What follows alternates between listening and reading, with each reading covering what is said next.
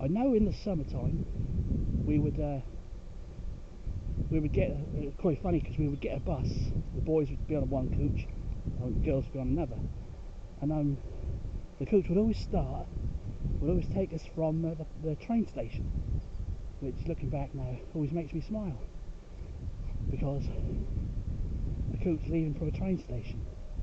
But anyway, cut a long story short, must have done the cross country season, and so then the next year was track, so I joined the track team, and I remember this bit more because we'd be on the bus, and the coaches, the guys would come along and say what they wanted us to do that particular day, and this is where my history really begins, because they got to me and they said we need a B runner for the 400 meters. So I thought, yeah, it sounds okay. Let's have a little go at that. See what I can do. And also to make basically what you did. I'm perhaps people already know what I'm going to say here, but you'd have to do different events to get points for your club. Starting from, I suppose, depending on how many people were in the event, 1 point for last, 6 or 8 for the winner, and so on. And then at the end of the meeting, they'd all be reckoned up.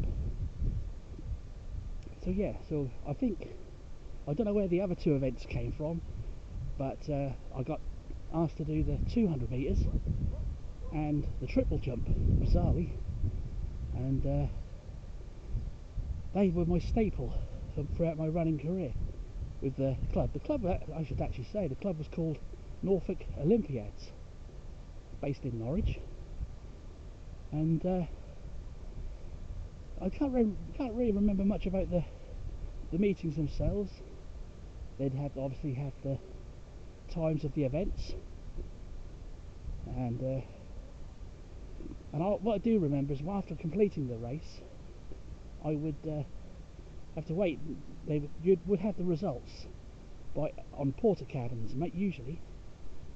So I'd wait for my times on the porter cabin, and that's how my running career started. Really, every week I'd go, be told I'd be doing the 400 meters, and usually the B race, because they had a better young guy for the A team.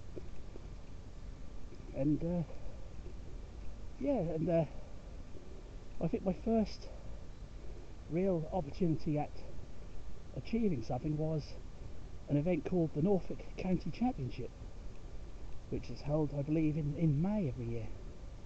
And the first year it was held at where we trained, the Hewitt School, which was, looking back now, a cinder track, very poor quality, new stadium, and I was in a big field on that day, in that 400 metres, and I didn't expect to win, but because a lot of my guys from my group were in that race, and obviously they sort of believed they were better than me.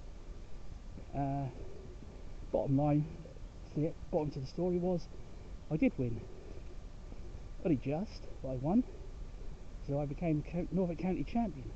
Now I can't remember what year that was.